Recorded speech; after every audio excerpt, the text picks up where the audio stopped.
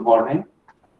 Professor V.J. Rao, Vice Chancellor, Professor Saraju, Vice Chancellor, Professor Ashok Jinwala, faculty colleagues, students, ladies and gentlemen. This is a very special occasion for us, for which we are here together. Naresh, the voice is not clear. Are you sitting too far from mic? Okay, I'll try to speak louder.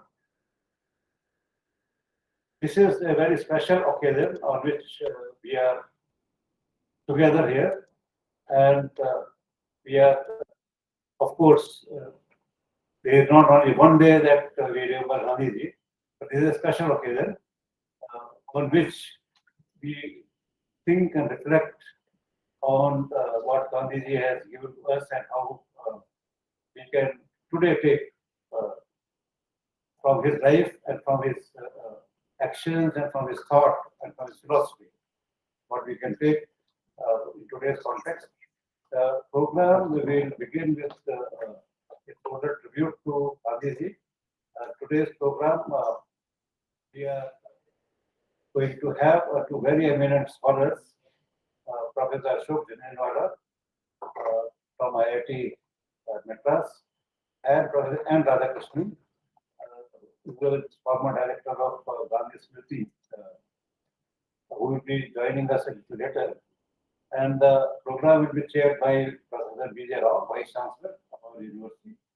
To begin the program, of course, we will be coming back to the speakers and also the academic part of the program, because we thought that as an academic institution, we should not only be formally paying tributes to Gandhiji, but also have a deep discussion on his ideas as relevant today. So that is the main purpose. So we begin by remembering Gandhiji and paying a total tribute to Gandhiji. I request Professor Rao and other dignitaries and our students here to come forward and pay total tribute. Thank you.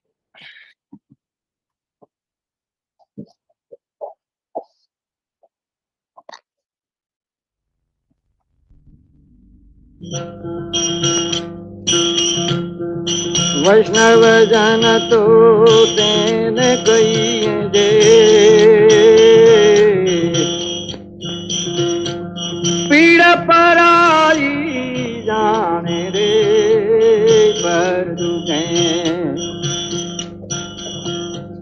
पर दुखे उपकार करे तो मन अभिमान no आने रे वैष्णव जन दो सकल लोक मा सौने वंदे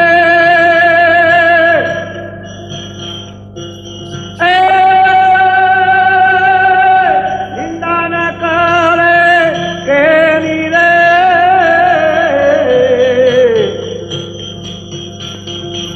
वाच काज मना निजल रागे जन जन जननी तेनी रे वैष्णव जन दो समदृष्टि ने कृष्ण त्यागी परस्त्री जैन मातरे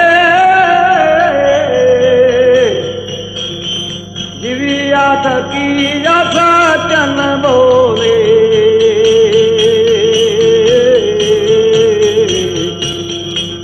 पर धन न जाले हाथ रे वैष्णव जन दो।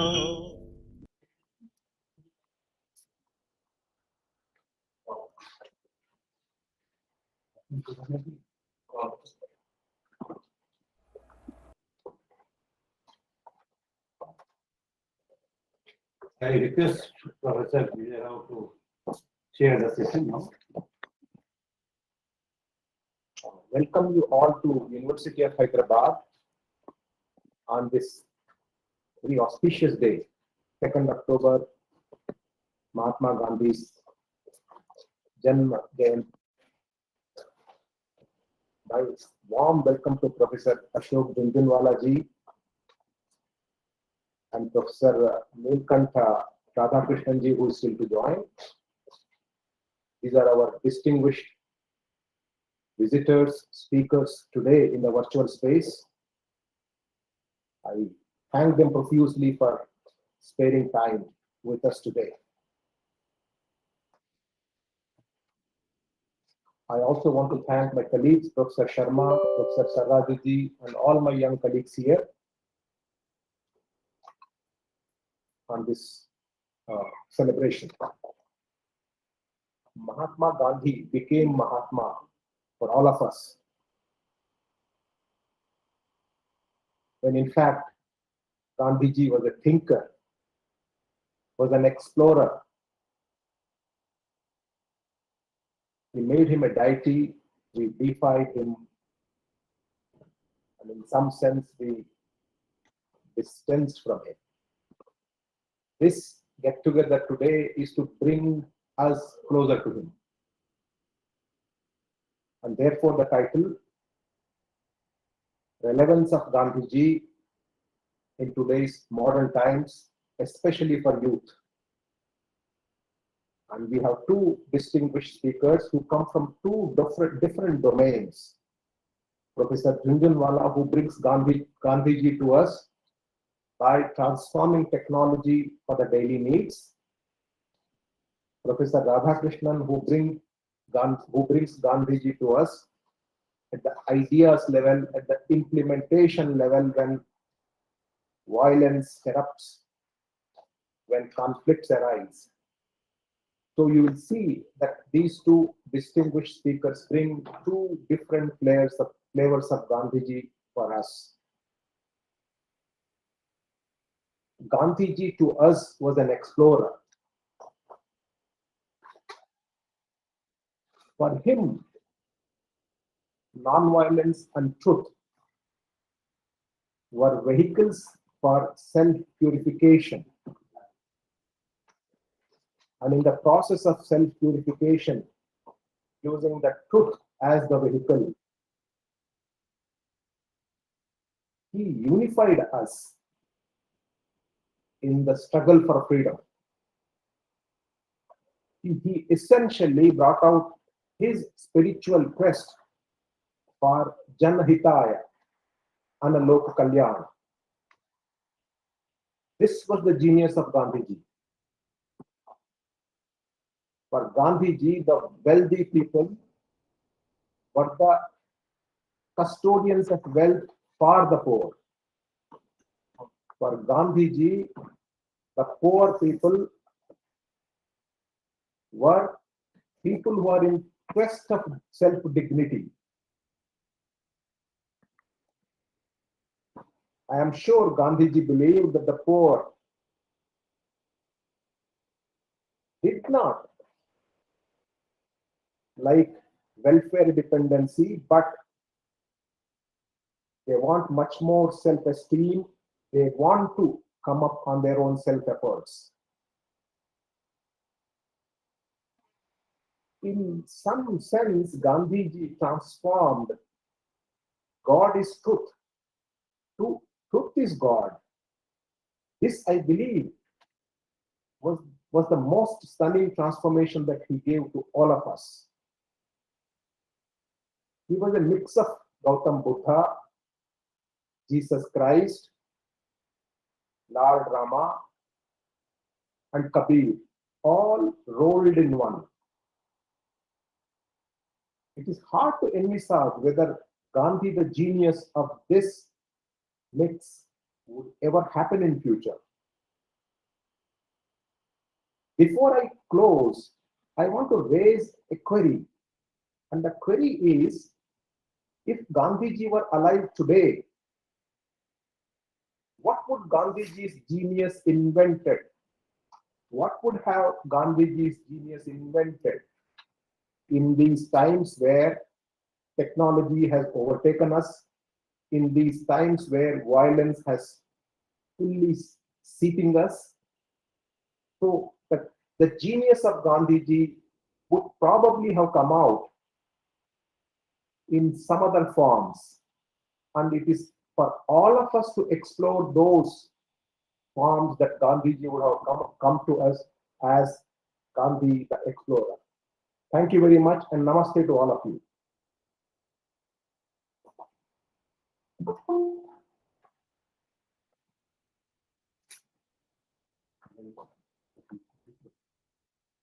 Thank you, sir. Let me also say a few words of introduction to the program and introduce our first speaker also at the same time. Of course, we have all- Naresh, speak louder or closer to the mic. we have all known Gandhiji as a apostle of peace and non-violence, and this is he exposed, no doubt, with great intensity. Now, the peace in society was also linked to somewhere that how we control our own desires, our own inner peace, so to say. Okay. But he was not just talking about that how we can study our own inner being and train ourselves for a better control of ourselves. Okay.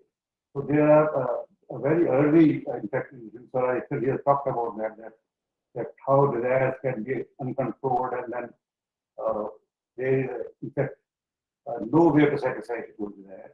But at the same time, he was very well aware of that economic security, the term that we use today, is equally important. Lack of exploitation is equally important for maintaining peace. Equality, both economic equality, not in a mechanical sense, but in a substantial sense. And social equality is equally important for peace and non-violence.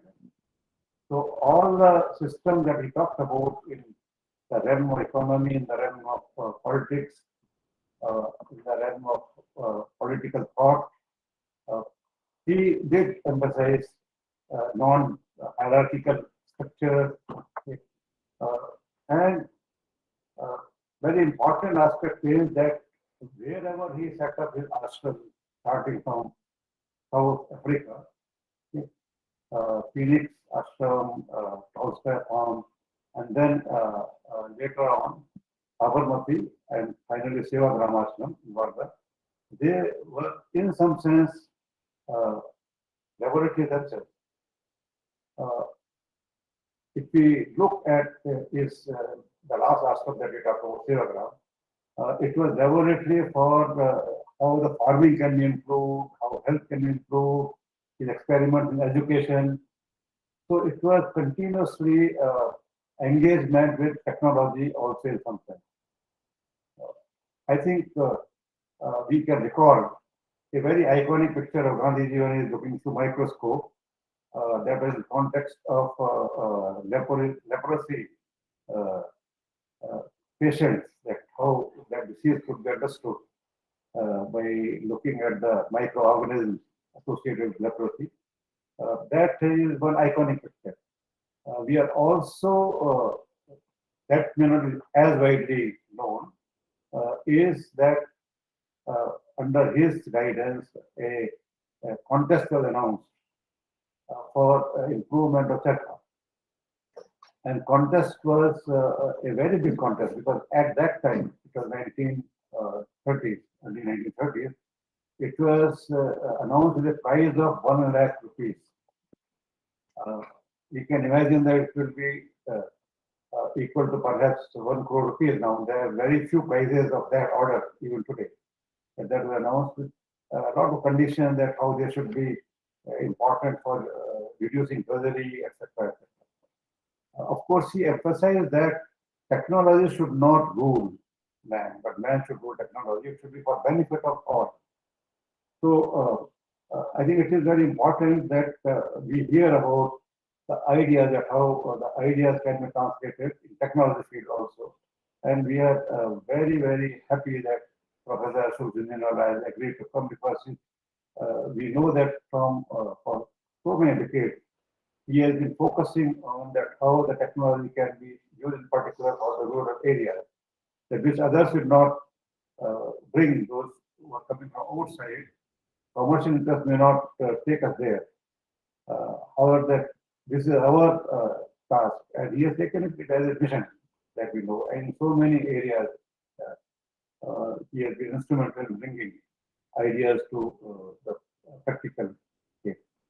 So this is the context where we are having, as Professor Rao said, that we have both from the technology field, that how Gandhi can inspire us for a better lives for all the people, and also from the realm where Professor Radhakrishnan has been both scholarship in Gandhian ideas, but also at the level of practice.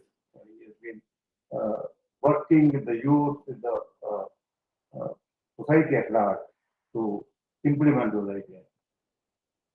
Now, before I say a few words, because if we have to talk about all the things that Professor Ashok Jindal has done, it will take up more than half the time, so I will very briefly talk about that. For that, I will say that we have a lot of our students and a lot of people who are joining to YouTube. I request that they should put their questions to the presentation in the comment section or Q&A section that we are available there, and we will be collecting them, and we'll be bringing that into a discussion. So please do that, and I will request those of us who are on the YouTube, please send this message from time to time so that we can people can know that we are taking questions. Professor Ashok Jindal Institute Professor at IIT Madras at Chennai, and he is member of National Academy of Engineering USA and fellow of IEEE and World Wireless Research Forum. He is also a fellow of all the 4 SMT academies in India, namely INSA, NAS, IAS, INAE. Professor Jindal was conferred one of the highest civilian honors, Padma Shri, in India. He has received a number of awards in India, including Shanti Swarup Bhatnagar Award, Vikram Sarabhai Research Award, S.K. Sarabhai Award, Millennium Medal at Indian Science Congress, UGC Hariom Ashram Award, IET's Ramlal Madhva Gold Medal, J.C. Bose Fellowship, Dronacharya Award, and Lifetime Achievement Award by TIE Chennai, among others.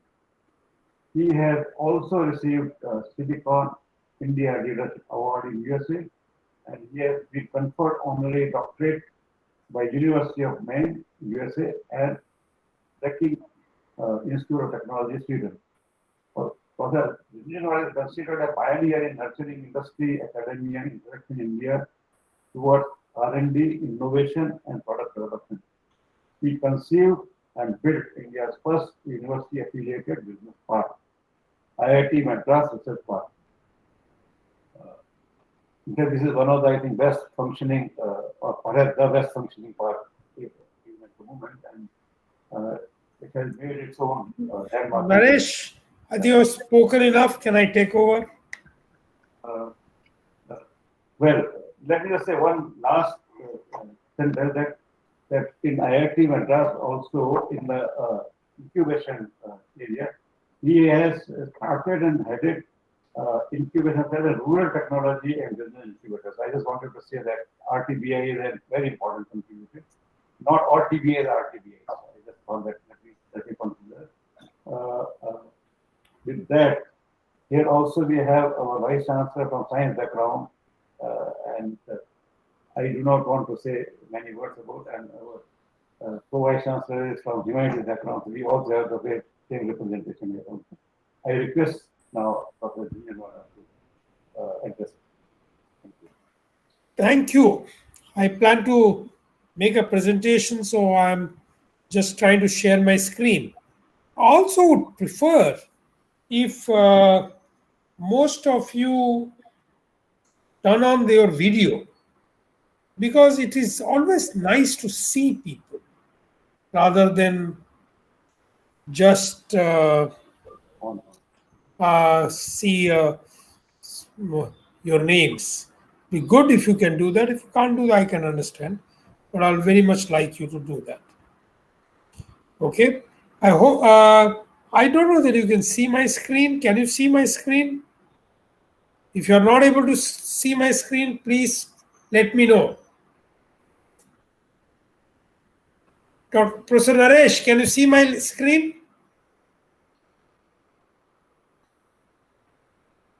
Yeah, we can see, Professor.